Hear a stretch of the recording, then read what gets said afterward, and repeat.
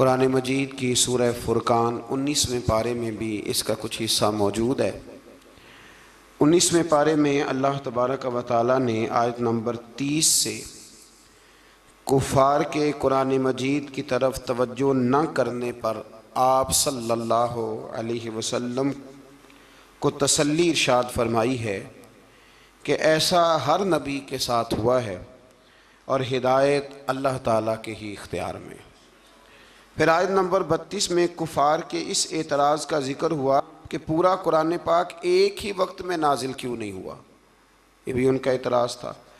कुरान ने बताया कि आहिस्ता आहिस्ता तदरीजन नुज़ूल में हिकमत ये है कि वही के तसलसल के ज़रिए नबी करीम अलैहिस्सलाम का अल्लाह ताला से ताल्लुक़ कायम रहे और आपके दिल को करार और सुकून नसीब होता रहे। आयत नंबर 33 में कुफ़ार के इस एतराज़ का मस्कत जवाब देने का बयान फरमाया गया है। दलाइल के साथ इसका बड़ा मस्कत, बड़ा मुदल्लल अल्लाह करीम ने जवाब इरशाद फरमाया। आयत नंबर 35 से हज़रत मूसा का जिक्र फरमाया, फ़िरौन की नाफरमानी, कौम नूह, कौम आद, कौम समूद और कौम लूत के तबाह होने का फिर से यहाँ अल्लाह करीम ने जिक्र फरमाया। एक बात यहाँ पे अर्ज़ कर दूँ, जब से ये जिक्र शुरू हुआ है ना इन सारी कौमों का, तो इशारतन बहुत सारे पारों में बार बार जिक्र आया है, बार बार जिक्र आया है। हमारे यहाँ एक बात 2-3 दफ़ा की जाए तो लोग कहते हैं कि ये तो मैंने पहले भी सुनी। कुरान मजीद ये हिकमत इरशाद फरमाता है कि जब तक लोग मान न जाएं और जब तक उस बात से पूरी इबरत ना हासिल कर लें, उस बात का बयान बार बार करना भी गलत नहीं होता। फ़ायदे से खाली हज़रत आदम और जनाब हव्वा का एक वाक़या है और 7 मरतबा कुरान पाक ने बयान किया। लेकिन मज़े की बात यह है कि जहाँ भी आप पढ़ेंगे नई दिलचस्पी नज़र आती है। इसलिए हुजूर ने फरमाया मेरा कुरान कभी पुराना नहीं होगा, इसे जब भी पढ़ोगे तुम्हें नई ताज़गी अता करेगा। आयत नंबर 45 से अल्लाह ताला ने साए के फैलाओ और सिमटाओ और नींद को बाइस राहत और दिन को ज़रिया मुआश बनाने को अपनी निशानी करार दिया है। फरमाया ये जो तुम्हें नींद आती है ये भी मेरी निशानियों में से निशानी है, ये भी मेरी निशानियों में से। यानी आप ज़रा समझें इस बात को, नींद भी अल्लाह की निशानियों में से, यानी वो गलबा कर लेती है आदमी पे। ज़िंदा इंसान है, खुली आँखें बंद हो जाती हैं और सुनने वाले कान सुनना छोड़ देते हैं और इंसान उठता बैठता चलता फिरता बिल्कुल यकदम लेट जाता है। तो फरमाया ये भी तो देखो ना, ये भी तुम्हारे रब की निशानी है कि तुम्हारे ऊपर उसने नींद को तुम्हारे लिए सुकून का सबब बनाया। अल्लाह ताला राहत वाली नींद अता फरमाए और अल्लाह ताला गफलत वाली नींद से महफूज फरमाए। आयत नंबर 48 से बारिश के निज़ाम, आसमान से पाक पानी के नुज़ूल, इसके ज़रिए बंजर ज़मीन को ज़रखेज़ बनाने, समुंदरों में मीठे और नमकीन पानी के अलग अलग जारी होने और दीगर इनामात का अल्लाह ने ज़िक्र फरमाया है। पानी जब आसमान से उतरता है तो मीठा होता है कि नमकीन होता है? अल्लाह की कुदरत है ना कि जब वो दरियाओं समुद्रों में जाता है तो नमकीन अलग मिलता है, मीठा अलग मिलता है। आयत नंबर 54 में बताया कि इंसान का जोहर तख्लीक पानी है, बुनियादी तौर पर यह भी पानी से पैदा किया गया। फिर इसके ज़रिए नसब और ससुराल के रिश्ते कायम किए गए, यानी ससुराल के रिश्ते ये भी अल्लाह तबारक व तआला ने कुरान मजीद में इसका भी ज़िक्र इरशाद फरमाया। सूरतुल फुरकान के आखिरी रुकू में आसमानों में बुर्ज बनाने, सूरज और चाँद की रोशनी और निज़ाम लैलो नहार को अल्लाह ताला की कुदरत की दलील के तौर पे बयान किया गया। इसके बाद अल्लाह ताला के महबूब बंदों के आला सिफ़ात का बयान है। व इबादुर्रहमानिल्लज़ीन यमशून अलल अर्दि हौना, फरमाया रहमान के बंदे ज़मीन पर आजज़ी से चलते हैं। व इज़ा ख़ातबहुमुल जाहिलून क़ालू सलामा, जाहिल उनसे उलझना चाहें तो वो उलझते नहीं, बल्कि वो, एक बात ज़रा मेरा दिल है यहाँ कह दूँ, एक आदमी ने ना अलिफ बा ता सा से लेकर पूरा कुरान मजीद पढ़ा है, फिर उसके बाद उसने उसकी कुछ ना कुछ तजवीद भी पढ़ी, फिर कुछ ना कुछ तर्जमा भी पढ़ा। समझ लें कि 30 पारों का खाली तर्जमा ही एक बंदा पढ़ गया है। और एक शख्स उसके सामने आके बैठा है जिसे सूरत इखलास का तर्जुमा भी ठीक नहीं आता। अब वो जो पढ़ा लिखा आदमी है वो दलील कैसे देगा, उसको समझाएगा कैसे? इसलिए कि उसकी सोच ही नहीं है, उसको पता ही नहीं है। शेख सादी फरमाया करते थे कि अनपढ़ इंसान के सामने किताब और ईंट बराबर होती है, इसलिए कि ना वो किताब को पढ़ सकता है और ना वो ईंट को, तो उसके लिए तो बराबर है। अनपढ़ बंदे को मसला समझाना और किसी बेवकूफ को बात समझाना और फिर उससे अगली बात, कुछ लोगों ने कुछ चीजों का जायका चखा होता है, उनको इत्मीनान कल्बी नसीब हुआ होता है। कुछ लोग बिल्कुल उससे नाआशना होते हैं। अब वो जो नाआशना बंदा है ना, वो बहस करता है, वो कहता है जी किस तरह हो सकता है, ये मतलब हो कैसे सकता है, मुमकिन कैसे? जब तक इंसान माँ बाप से प्यार नहीं करता तो माँ बाप की मोहब्बत की चाशनी की उसे खबर नहीं होती, और जब तक उसके बच्चे नहीं होते मोहब्बत पिदरी और माँ की ममता, इन दोनों चीज़ों की उसे खबर नहीं होती। तो इसलिए अल्लाह के बंदों ने फिर इन लोगों से बहस नहीं की।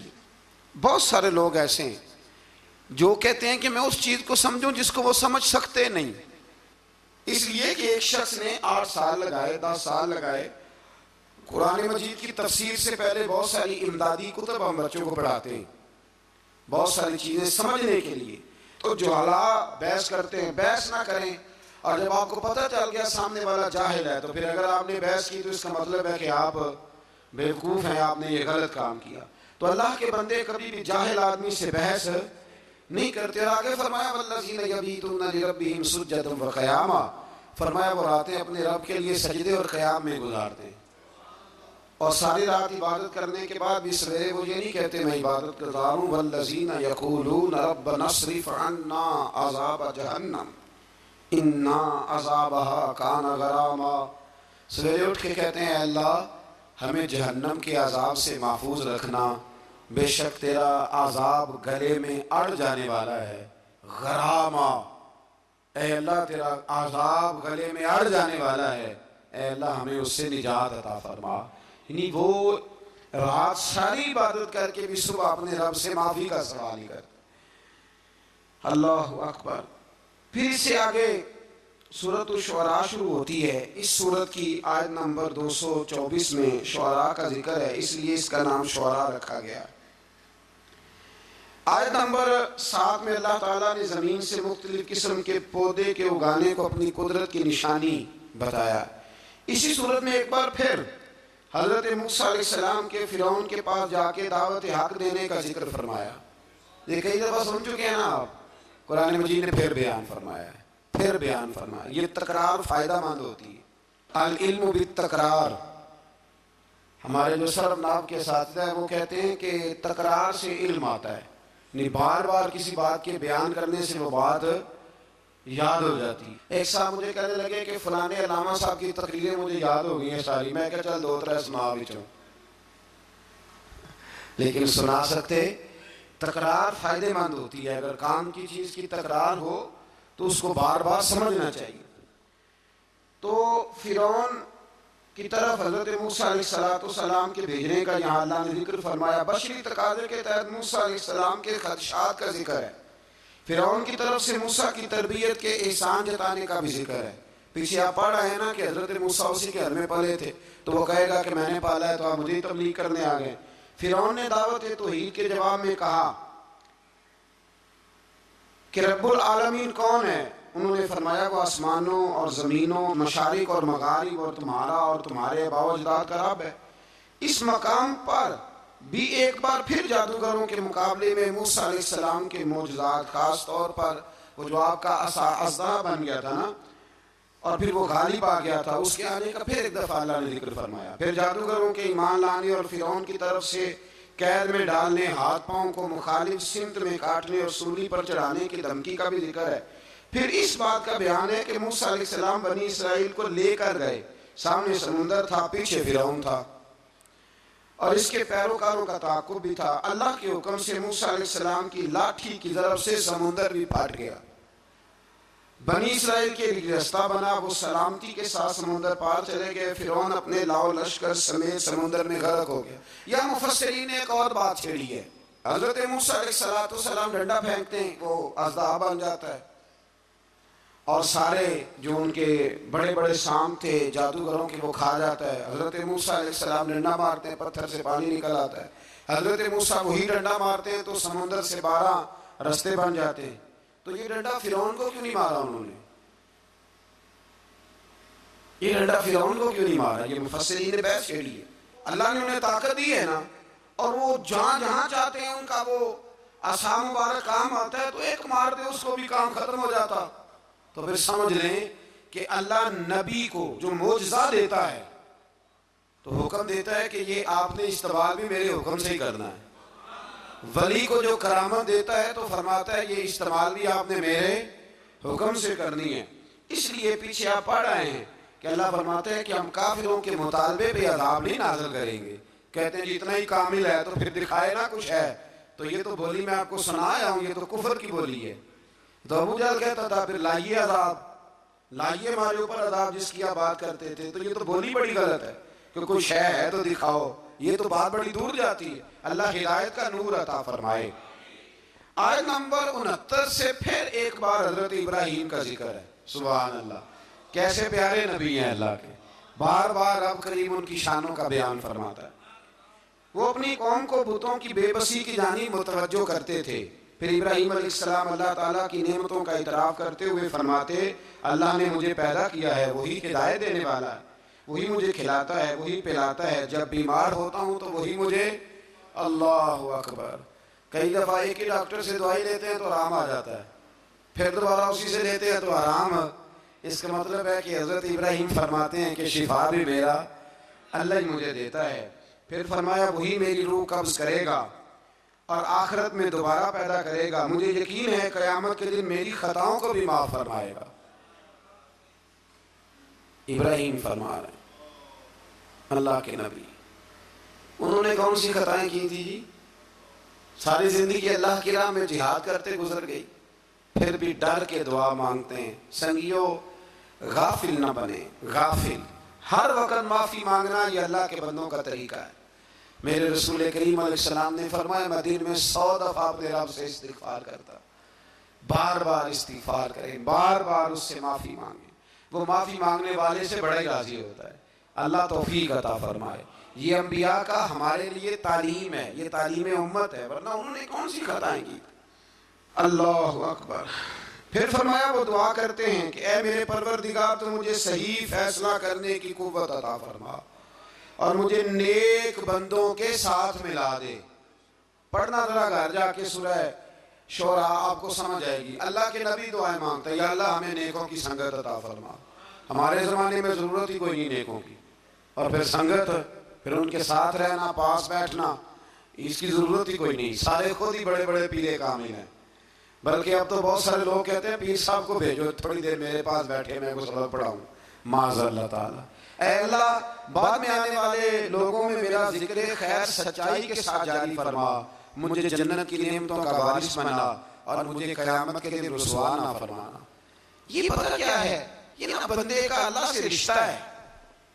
ये रिश्ता है, बंदा जब उसकी नेमतों को सोचता है और फिर अपने रोजमर्रा की इबादत को, नेकी को सोचता है, तो फिर कहता है अल्लाह तूने बढ़ा दिया, मुझे रुसवा ना कर देना। ये कई दफा खुफिया तदबीर भी होती है ना। हाँ, ये कई दफा बहुत शानें जब मिल जाती हैं तो खुफिया तदबीर भी होती है।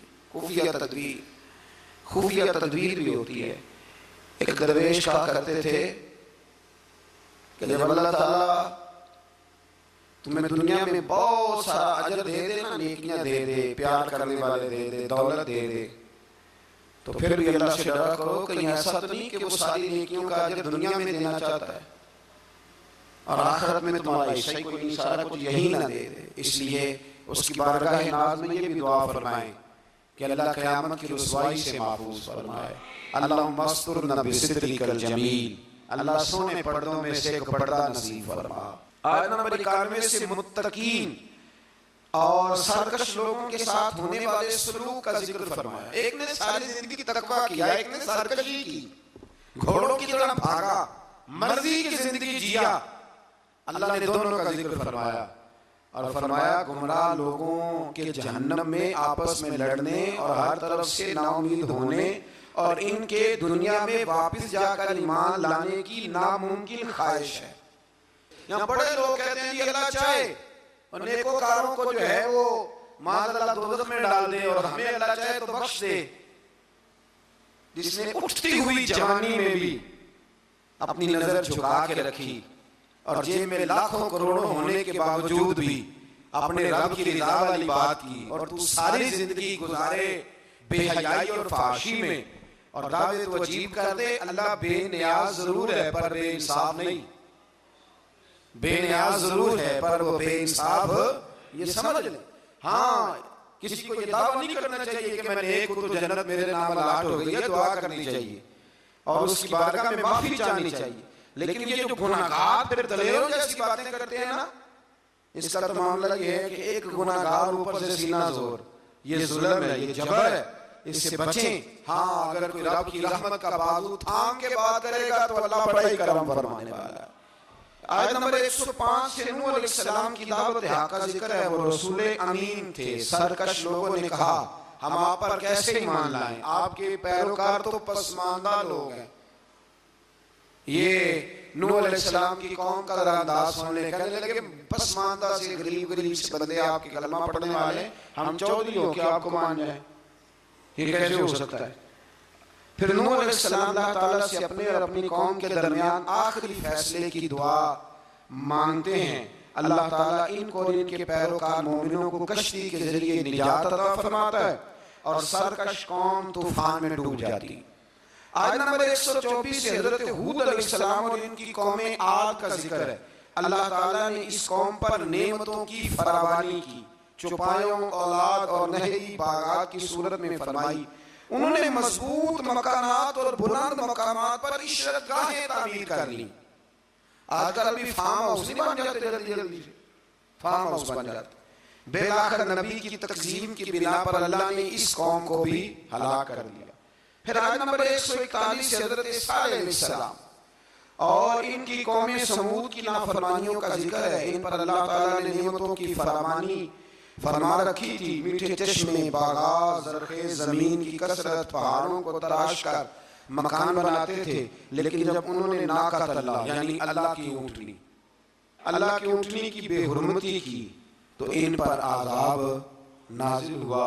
तो जो नाकत अल्लाह की बेअदबी करे, अल्लाह की ऊँटनी की, उस पर आज़ाब नाजिल होता है। तो जो रसूलुल्लाह की बेअदबी करे और जो औलिया अल्लाह की माज़अल्लाह बेअदबी करे, उसका क्या हाल होगा। अल्लाह ताला हिदायत का रास्ता नसीब फरमाए। आयत नंबर 160 से लूत अलैहिस्सलाम और इनकी कौम का जिक्र है। इस कौम की बदआमालियों का जिक्र है कि वो हलाल बीवियों को छोड़कर गैर फितरी तरीके से अपनी जिनसी ख्वाहिश पूरी करते, गुनाह के अड्डे आबाद करते। लूत अलैहिस्सलाम की बीवी भी उनके हम ख्याल थी। बेलाखिर अल्लाह ताला ने इस कौम को भी तबाह व बर्बाद किया। फिर शुएब अलैहिस्सलाम और इनकी कौम का जिक्र है। ये लोग असहाबुल ऐका कहलाते थे। ये लोग लेन देन के वक्त नाप तोल में डंडी मारते थे। इनकी सरकशी का यह आलम था कि नबी से कहते अगर आप सच्चे हैं तो हम पर आसमान क्यों नहीं फट पड़ता। फिर इस कौम पर भी अज़ाब नाजिल हुआ और वो तबाह व बर्बाद कर दिए गए।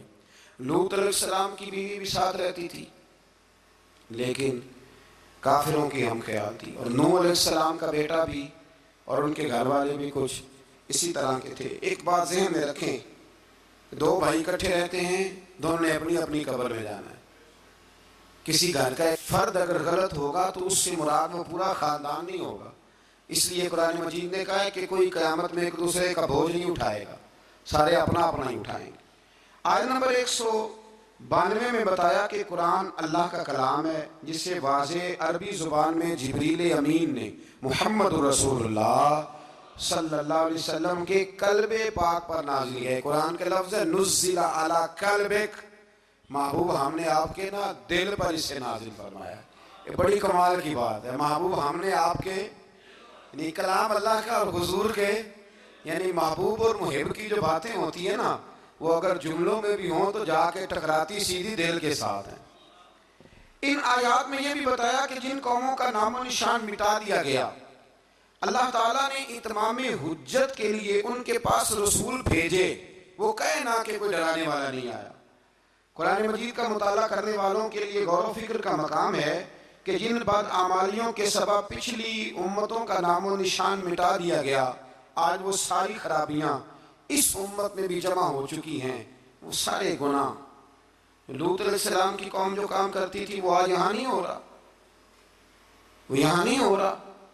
अल्लाह तबारक व तआला माफ फरमाए। लोग समझते हैं कि शायद रब करीम मस्जिदों में तो देखता है, माज़अल्लाह तो होटलों के बंद कमरों में वो नहीं देखता, और हमारी ख़ाबगाहों में और फार्म हाउस में और वो दूर दराज देहातों में जो हमने कोठियाँ तामीर की हैं उसके अंदर जो हम गोल गुब्बारे करते हैं तो उन्हें नहीं देखता। वो सारे काम जो लूत अलैहिस्सलाम की कौम करती थी, जो नूह अलैहिस्सलाम की कौम करती थी, वही मजाक जो हजरत नूह की कौम करती थी ना, कि ये चंद माड़े माड़े लोग आपके साथ हैं।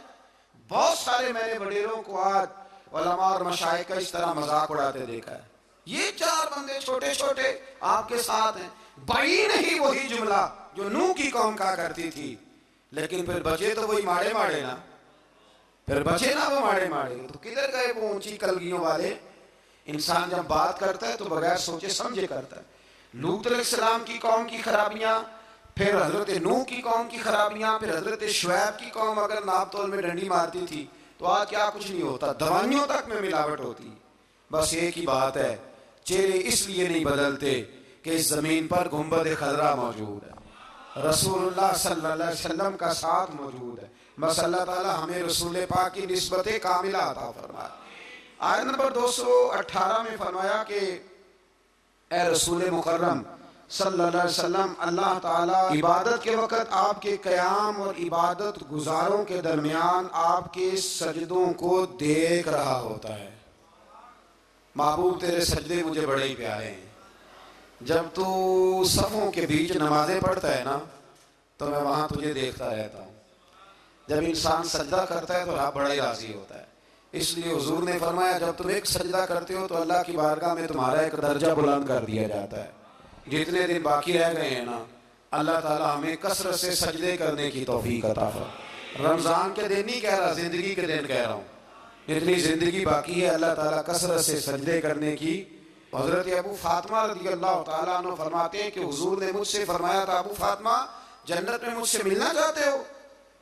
मैंने कहा हुजूर हाँ। फरमाया फिर सजदे ज़्यादा करके आना, सजदों की दौलत तुम्हारे पास ज़्यादा होनी चाहिए।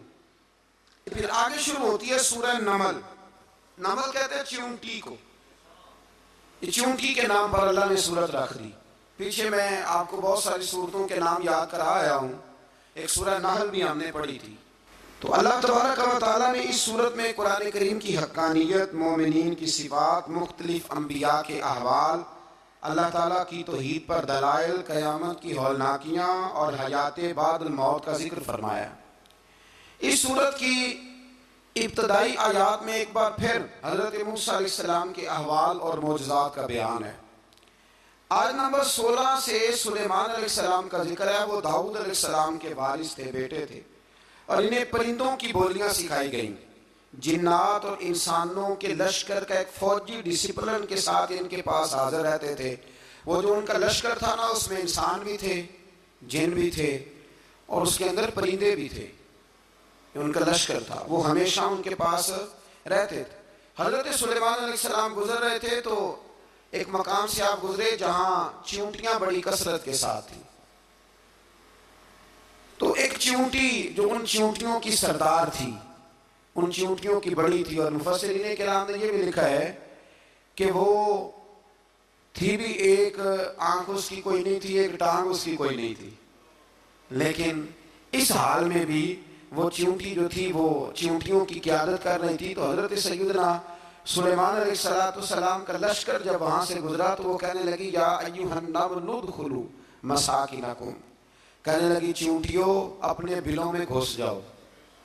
कहीं ऐसा ना हो कि सुलेमान अलैहिस्सलाम का लश्कर बेदहानी में, सुलेमान का लश्कर तवज्जो ना करे और तुम्हें पाँव के नीचे मसल दे। लिहाजा इस तरह करो कि तुम अपने अपने बिलों में घुस जाओ।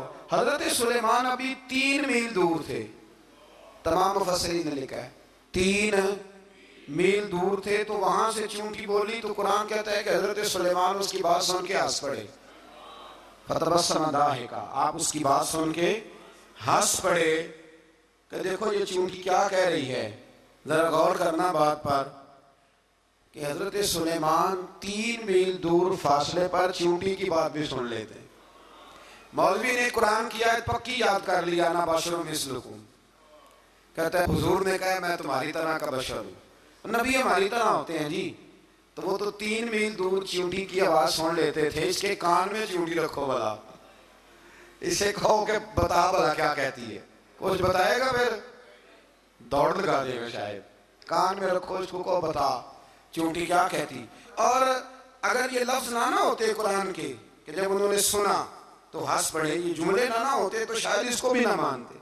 लेकिन हजरत सुलेमान ने सुनी चूंटी की बात और अब अगली बात कहने लगा हूं।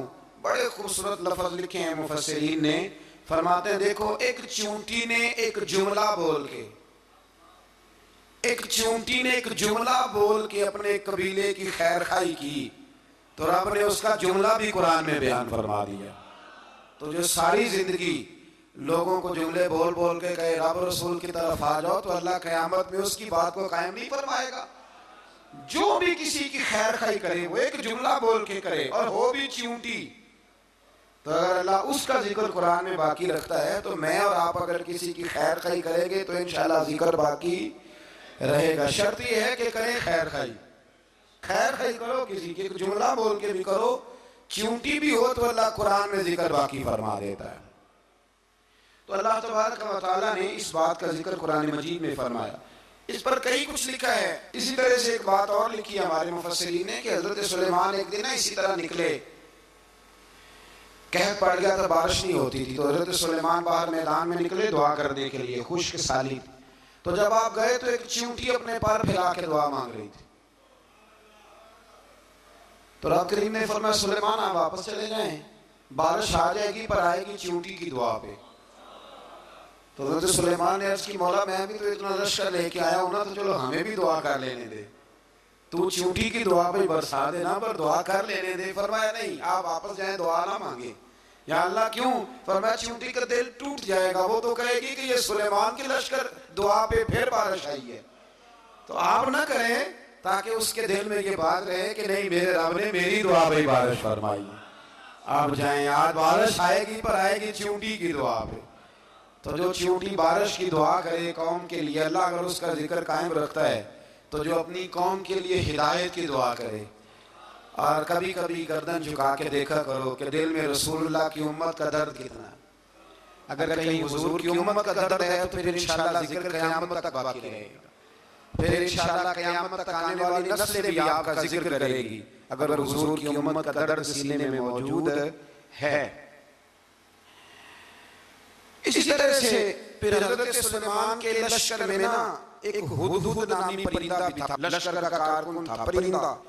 हुदहुद गायब था, तो हजरत सुलेमान कहने लगे किधर गया वो हुदहुद, नजर ना आ जाया सख्त सजा दूंगा, यहाँ तो कोई अच्छी खबर लाएगा। क्योंकि वो हुदहुद परिंदा जाता था तो खबरें ला देता था, वरना सजा दूंगा। उतनी देर में हुदहुद भी आ गया।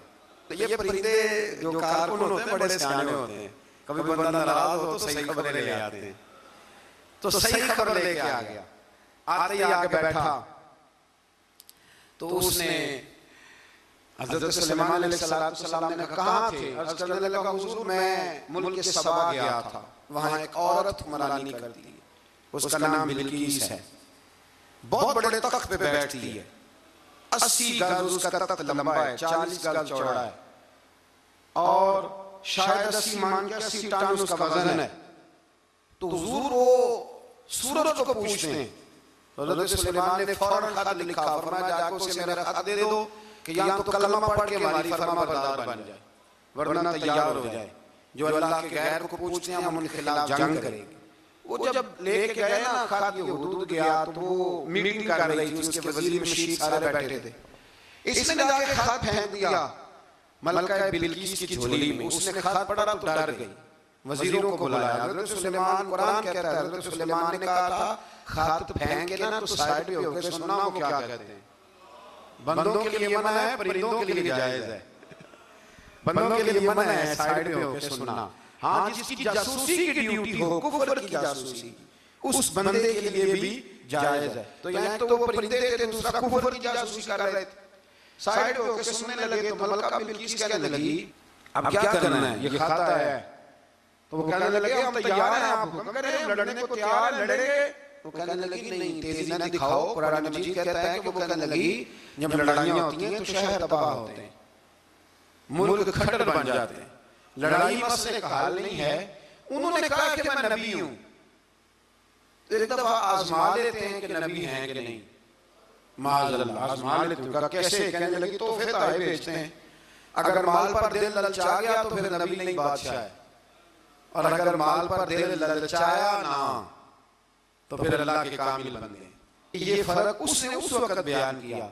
उसने 500 कनीज़ें, 500 गुलाम, बड़े शानदार लिबास पहना के, 500 घोड़ा बड़ा तगड़ा, उसके ऊपर माल व असबाब रख के तैयारी करा के हजरत सुलेमान की तरफ भेजा। हुद पहले से खबर लेके आ गया, हुजूर से ये प्रोग्राम बनाया है। वो जब आया सारा कुछ, हजरत सुलेमान देख के जलाल में आ गए। फरमाने लगे उसे जाके कह दो तू मुझे क्या तोहफे भेजेगी, मेरे रब ने मुझे माला माल फरमाया हुआ है, उन्हें माला माल किया मेरे मालिक ने। जा उसे जाके कह तू क्या तोहफे देगी। जब रब देता है तो फिर कोई कमी ना वो नहीं छोड़ता। बंदे क्या दे सकते हैं, बंदे तो बेचारे 10 दे के तो 10 दिन उनकी आंखें नहीं खुलती। फरमाया जो अल्लाह ने जो दिया है क्या बात है उसके देने की। तो फरमाया उसे कहो या फरमाबरदार हो के आ जाए या जंग के लिए तैयार हो जाए, हम उसे उसके शहर से जलील करके निकाल देंगे। उसने जाके जब पैगाम दिया तो और उन लोगों ने भी आके बताया कि वहां तो हम अजीब मंजर देख के आए हैं कि जानवर भी हाथ बांधे खड़े हैं, वहां तो जिन्नात, सरकश जिन्नात खड़े। वो बादशाह नहीं, वो नबी है। वो जो 500 गुलाम और 500 कनीज़ें गई थी, हवाल सुनाया आके। तो मलका बिल्किस ने फिर खत लिखा कि मैं फरमाबरदार होके आ रही। माना क्या है, मैं कलमा पढ़ने के लिए आ रही। तो हज़रत सुलेमान ने कहा अब इस तरह करो, जरा फर्श बिछाओ। उन्होंने फर्श बिछाया, इस तरह का कि ऊपर फर्श था, नीचे मछलियां तैर रही, लग रहा था दरिया है। ड्यूटी लगा दी, जिन्नात ने बिछा लिया। उधर हज़रत सैयदना सुलेमान फरमाने लगे अब चूंकि मान के आ रही है तो उसे अपनी नबूवत की अलामतें भी दिखानी है। उसने तख्त बड़ा शानदार बनवाया था, और खवातीन में जो आदतें खवातीन वाली होती हैं वो जाती नहीं। वो 7 कमरों में ना पीछे अपना तख्त रख के तो 7 दरवाजे बंद करके आई। उस जमाने में एक रिवाज था, वो जुलैखा ने भी 7 दरवाजे मुकफ्फल के एक रिवाज था। एक कमरा, फिर कमरे के पीछे कमरा, फिर उसके पीछे कमरा, फिर उसके पीछे कमरा। उसको बड़े मोटे ताले लगाए जाते थे, और फलसफा ये था कि एक ताला तोड़ेगा कोई तो जब तक सिपाही आ जाएंगे, और अगर उसके तोड़ने तक ना आए तो दूसरे के तोड़ने तक आ जाएंगे, और उसके तोड़ने तक ना आए तो 7वें तक तो आ जाएंगे। कि उन लोगों का नफसियाती मामला था, सोच थी। 7 कमरों में मुकफ्फल करके ना वो निकली। तो हज़रत सुलेमान अलैहिस्सलाम कहने लगे भाई मुझे उसका तख्त चाहिए उसके आने से पहले। उसके आने से इस वाक़े की क्या जरूरत थी कुरान पाक में, ये क्या हाजत थी, ये तख्त वाली सारी बात कुरान ने क्यों बयान की। पूछे आप अपने दिल से भी और इनकार करने वाले मुनकिरीन से भी, इसकी क्या जरूरत थी। वो जो कहते हैं जी वली की करामत की क्या जरूरत है, सीधी सीधी नमाज पढ़ो, रोजा रखो, हज करो, ज़कात दो, तो पूछो इनसे एक सूरत नमल के अंदर इस सारी तफसील की क्या जरूरत थी। खत्म हो गई जब वो कलमा जो पढ़ रही है तो फिर इस सारे वाक़े को रब क्यों बयान फरमाता है। हजरत सैयदना सुलेमान फरमाने लगे तख्त चाहिए, और चाहिए उसके आने से पहले।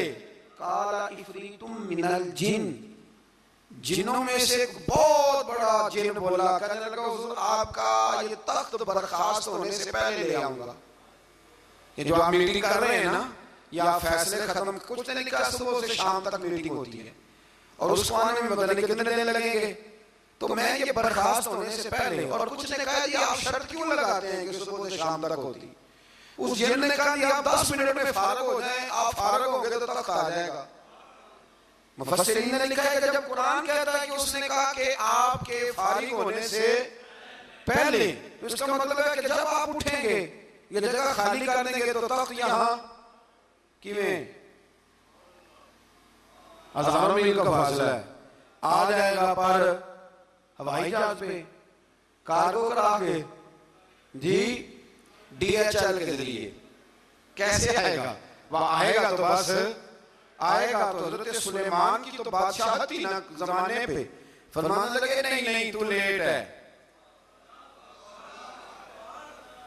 तू लेट है, तू हमें जानता ही नहीं है, तू सेठ ते पकड़ा कुआर गदल असी और भी बूटियां जानने आ, ये तू लेट है, अभी हमारी ताकत इससे ज्यादा है।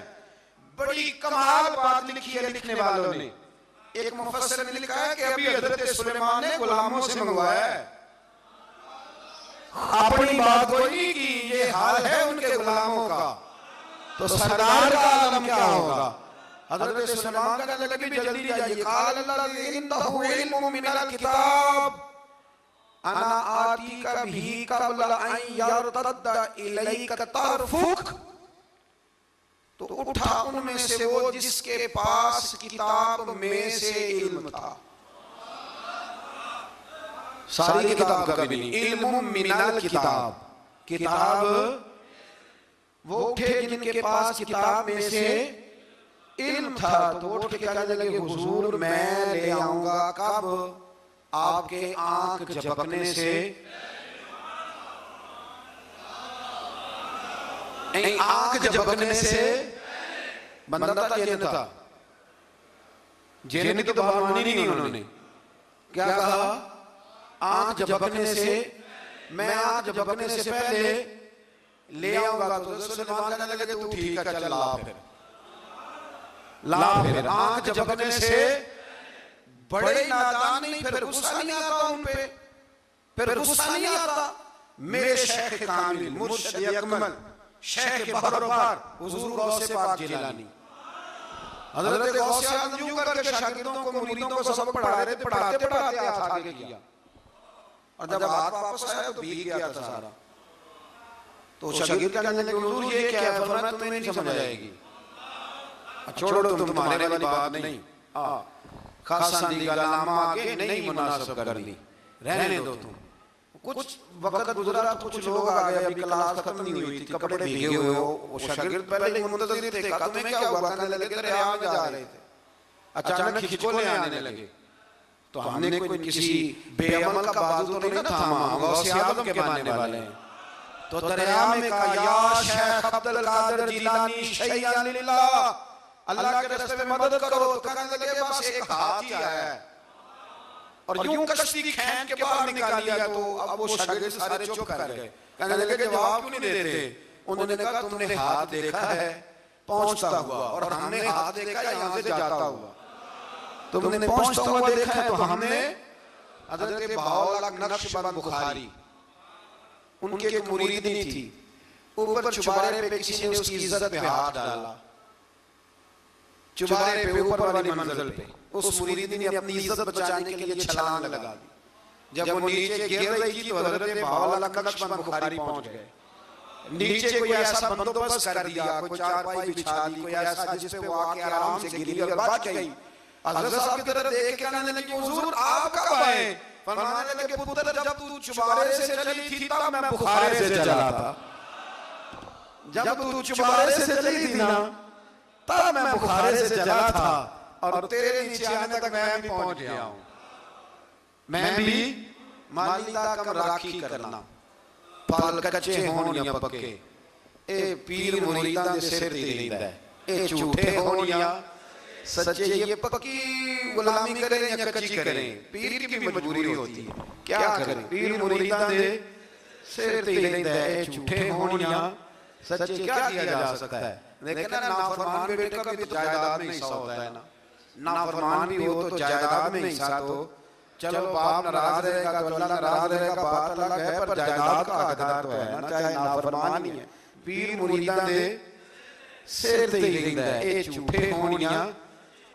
फिर वो तख्त आ गया तो हजरत सुलेमान से पूछा ये क्या है? काला हाज़ा मिन फज़ल रब्बी, फरमाने लगे कुछ भी नहीं। हजरत सुलेमान कहने लगे ये मेरे रब का फजल है।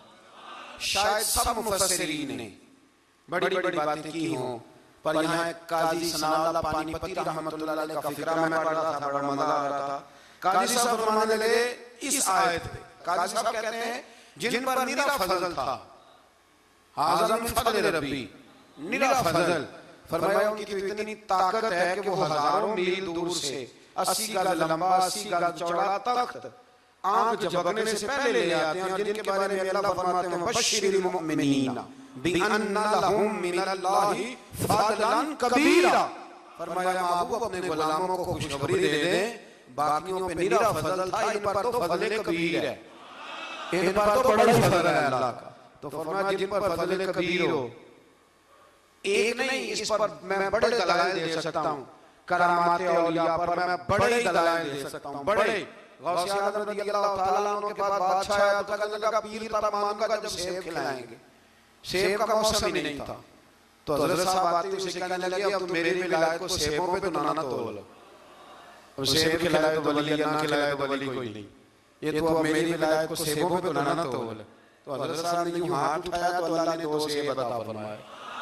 तो वहां जुमला है हुजूर गौसे आज़म का, फरमाने लगे अगर अल्लाह हज़रत मरियम सलामुल्लाह जो बनी इस्राइल की वलिया हैं, वली है ना, वो नबी तो नहीं ना, औरत नबी नहीं हो सकती। फरमाया अगर अल्लाह ने बगैर मौसम के फल दे सकता है, मैं तो मोहम्मद अरबी का नौकर हूं। फरमाया अब ना 2 सेब आए थे, तो वो कहने लगा मेरे तो दिल में एक सेब था ना, तो हुजूर गौसे आज़म ने ना एक सेब मुझे दिया, एक मैंने खाया तो एक गौस पाक खाने लगे। कहते हैं मैंने मुंह में रखा तो तुर्श था, तो मेरे चेहरे का वो रंग देख के ना, असर देख के तलखी महसूस, तो गौसे आज़म कहने लगे मेरे वाला खा। तो एक उन्होंने काट के टुकड़ा दिया, कहते खाया तो बड़ा मीठा था, तो मैंने कहा हुजूर आए तो दोनों ही गैब से, तो आपके वाला मीठा है मेरे वाला कड़वा है, तो आप फरमाने लगे आए तो दोनों गैब से थे, पर एक को जरा जालिम के हाथ लग गए हैं ना, उसको तंबीह भी कर दी कि जुल्म से बाहर आ जा, तंबीह भी कर दी, मैं हाथ जालिम के लगे इसलिए तुर्श हो गया, सियाना बन। एक नहीं 20 दर्जनों, लेकिन पता नहीं क्यों लोग अड़ गए, पता नहीं क्यों अड़ के आ गए करामत औलिया के मामले में। बिल्कुल अभी किसी हदीस में ये नहीं आया कि इस जमाने में वली होंगे तो इस जमाने में वली नहीं होंगे। हुजूर ने फरमाया मेरी उम्मत कभी गुमराही पर जमा नहीं होगी। इकबाल कहते हैं औलिया क्या होते हैं, औलिया क्या हैं, जवासीसुल कुलूब। इकबाल कहता है वली का बहुत बड़ा वली तुमने देखना तो उससे देखो जो तेरे दिल का जासूस है। चलो ये मुश्किल बात है, मैं नहीं छेड़ता, लेकिन जो तेरे वो जासूसी करता है, पर करता है तेरे दिल की, वो तेरे दिल का जासूस होता है वली। और उस पर हुजूर की हदीस है, फरमाया इसकी फिरासत कल्बी से जारी है, अल्लाह के नूर से देखता है, डर इसकी फिरासत कल्बी से, अल्लाह तौफीक अता फरमाए। बारह इस वली का नाम था आसफ बिन बरखिया।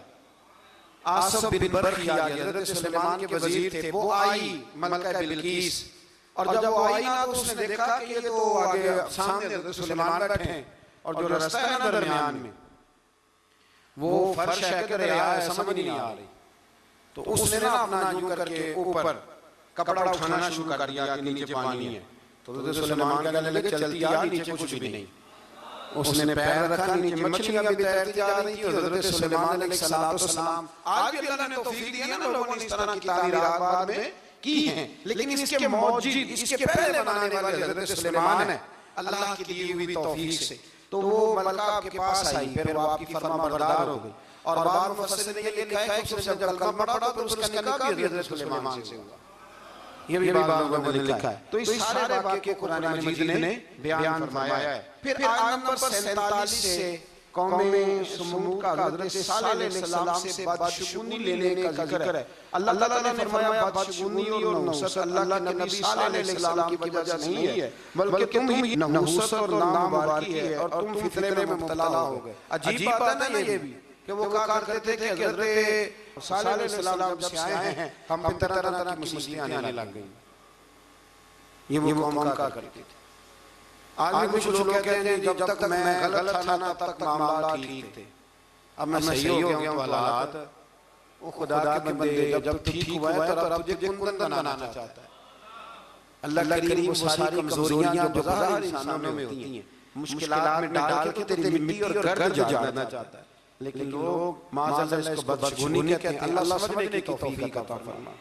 आज नंबर 55 से एक बार फिर लूत अलैहिस्सलाम की कौम की फहाशी और इसके नतीजे में पैदा होने वाली तबाही और बर्बादी का जिक्र है। बार बार इसलिए बयान करता है कि फहाशी करोगे तो आसमान से पत्थर बरसेंगे, और पत्थर उस तरह नहीं बरस रहे जिस तरह उन कौमों में बरसा करते थे बरस रहे हैं, पर हमें नजर नहीं आते। बड़ा कुछ ही हो रहा है, बड़ी सारी तबाही उतर रही है, बड़े फितने पैदा हो रहे हैं।